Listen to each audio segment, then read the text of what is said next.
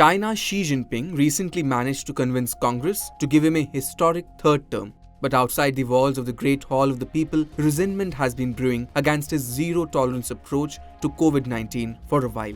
Xi is said to have cemented his authority through his signature-style curbs, but his persona has lost sheen after massive protests rocked several Chinese cities, later spreading to factories. The world's largest iPhone factory in the Chinese city of Zhengzhou came to a halt recently.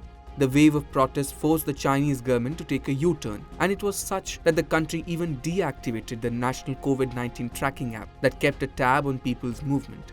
Now, as the restrictions are being eased, the number of fresh cases are also rising. They have now crossed the 20,000 daily mark. Experts now fear an exponential increase in cases and deaths in the coming few months. A recent report by Financial Times said that 1 million Chinese people will be at risk of dying due to COVID-19 if the Xi government continues relaxing COVID containment norms. The horrifying numbers were based on statistical modeling.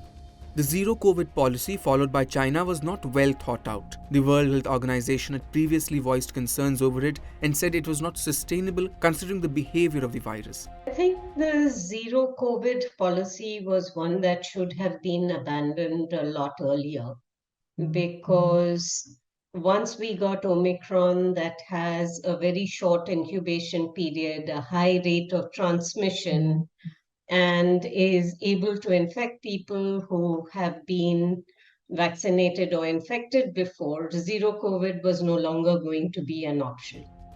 However, it is not the only reason for the increase in cases. China's vaccination program has relied heavily on its indigenous vaccine, Sinovac, which experts say is not very effective. They have relied entirely on domestic vaccines. And their major vaccine, Sinovac, 2 doses had an efficacy of only about 56 or 58%.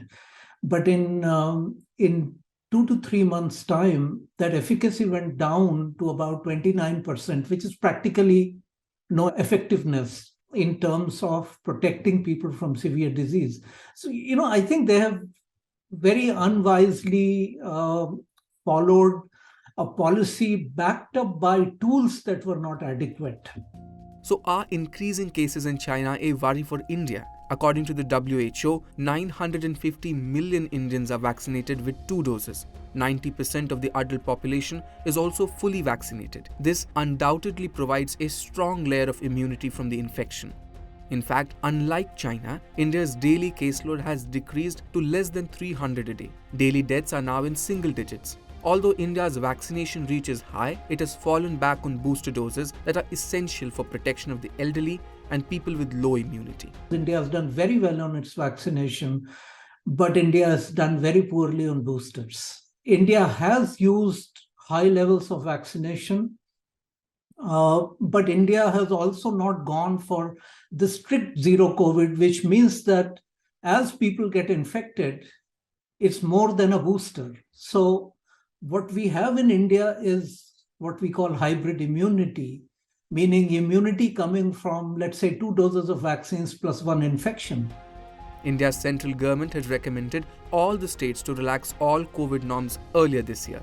On November 21, the COVID-19 Technical Advisory Committee relaxed all restrictions for international travel. But with increasing cases in China, India is debating whether to reinstate restrictions or wait and watch how the events unfold. So where we are in India today is that we have a very high coverage of the primary series of immunization. We have much lower booster or precautionary dose coverage.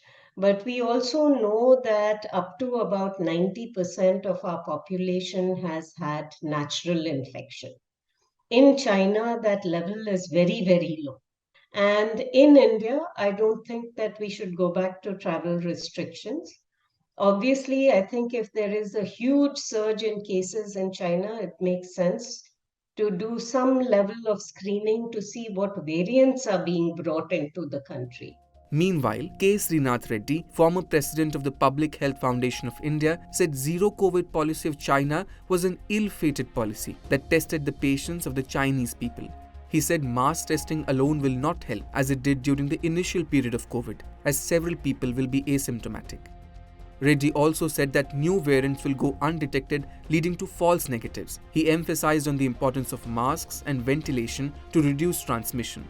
Citing India as an example, he said while testing has gone up, case counts and hospitalization have not. This is a testament to vaccines preventing severe disease. Reddy called for scientific adaptive social behavior to counter the virus's challenges, unlike China's stubborn adherence to the zero COVID policy. Unlike 2020, India is now better equipped to face the pandemic. The vaccinations have reached a large majority of the population. However, India should ramp up its booster vaccination to safeguard its elderly population. Millions of doses that expired recently should have been better utilized. If you like this video, share it and subscribe to Business Standard.